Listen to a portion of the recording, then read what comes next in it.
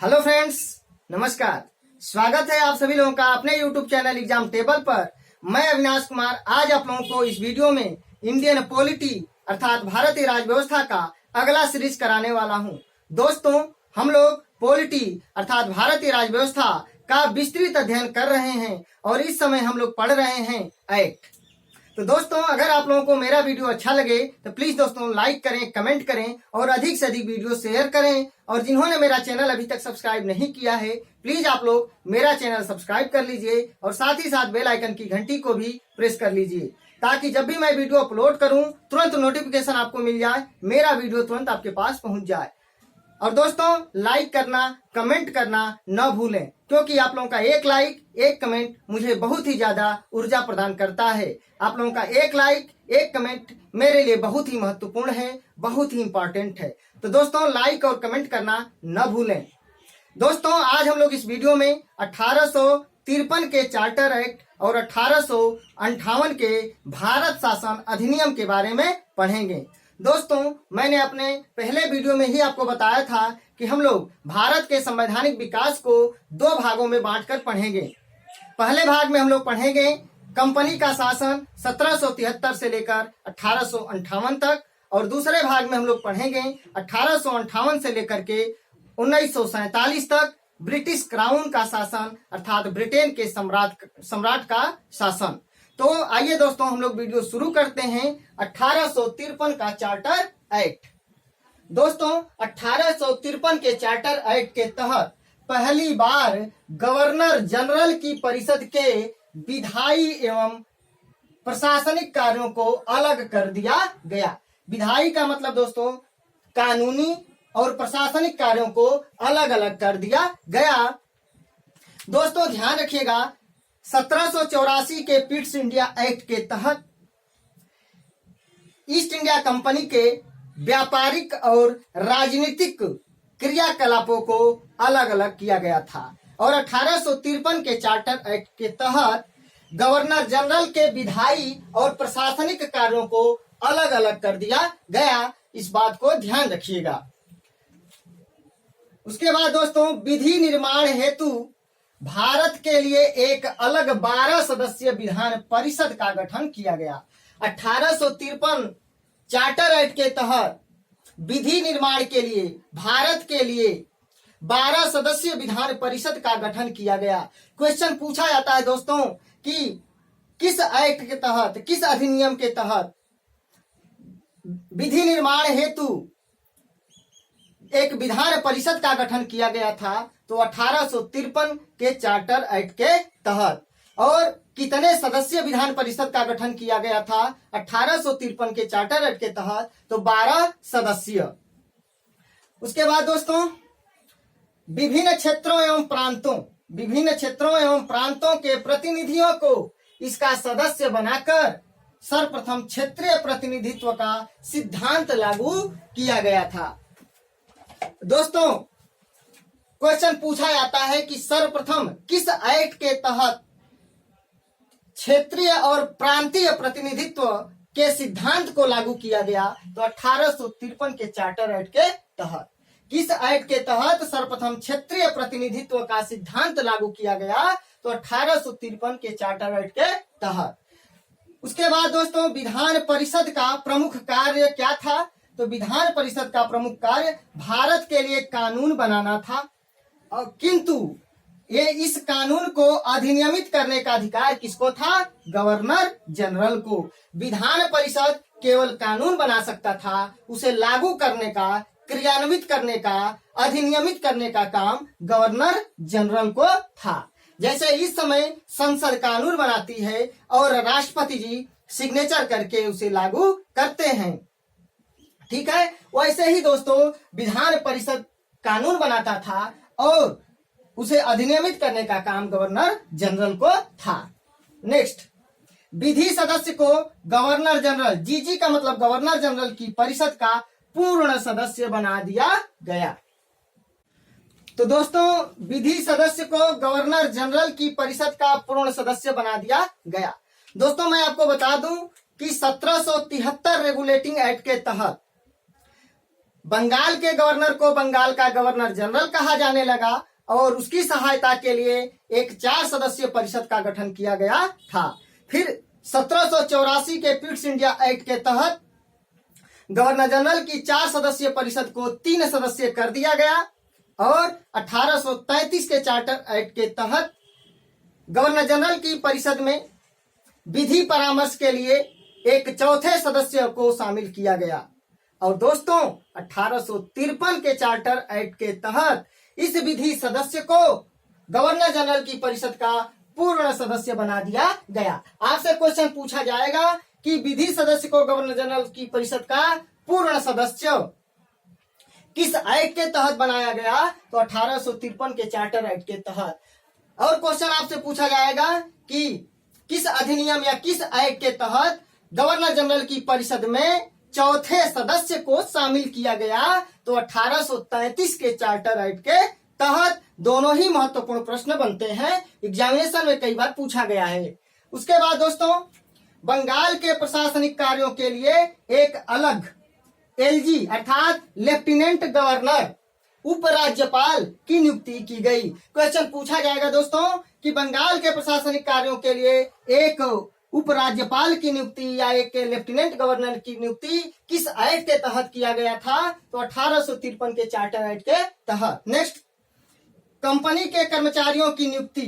Company के कर्मचारियों की नियुक्ति के लिए नामजदगी के स्थान पर खुली प्रतियोगी परीक्षाओं का व्यवस्था किया गया, परीक्षाओं का आयोजन किया गया। दोस्तों 1853 से पहले नॉमिनेट किया जाता था कंपनी के कर्मचारियों को, लेकिन 1853 का चार्टर एक्ट ने ये अधिनियम बनाया, ये नियम बनाया, एक कानून बनाया कि नहीं, अब प्रतियोगी परीक्षा किया जाएगा, परीक्षा के माध्यम से कर्मचारियों की भर्ती की जाएगी। तो ध्यान रहे, कंपनी के कर्मचारियों की नियुक्ति के लिए नामजदगी नॉमिनेट के जगह पे खुली प्रतियोगिता का आयोजन किया जाने लगा। यह जो है 1853 के चार्टर एक्ट के तहत प्रावधान किया गया।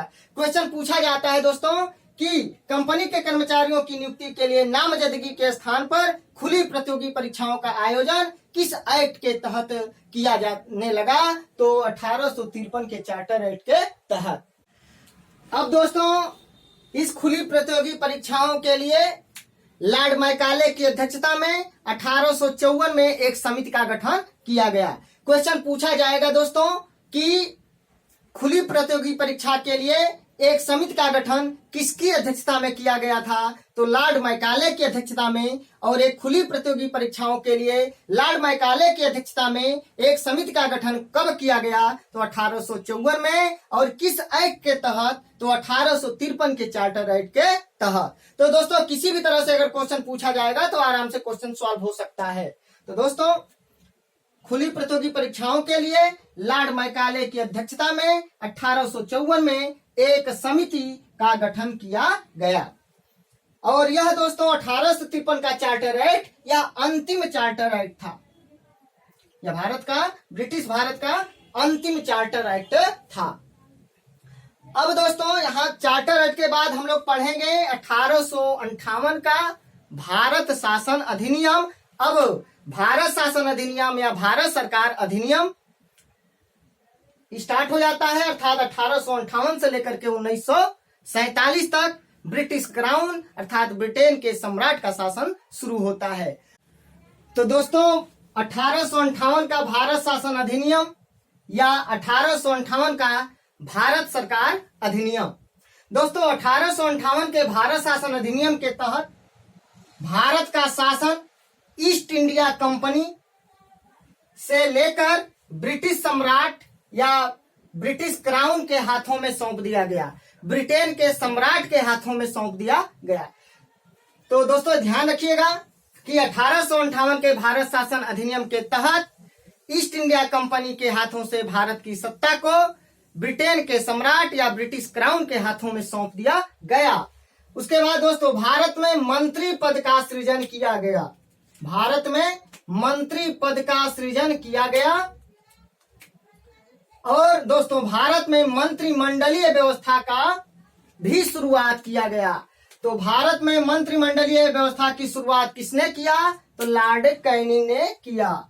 ध्यान रखिएगा, क्वेश्चन पूछा जाएगा कि भारत में मंत्रिमंडलीय व्यवस्था की शुरुआत किस एक्ट के तहत किया गया, तो 1858 के भारत शासन अधिनियम के तहत। और किसने किया, तो लॉर्ड कैनिंग ने किया। और दोस्तों, भारत में शासन संचालन के लिए ब्रिटिश मंत्रिमंडल में एक सदस्य के रूप में भारत के राजस्व सचिव की नियुक्ति की गई।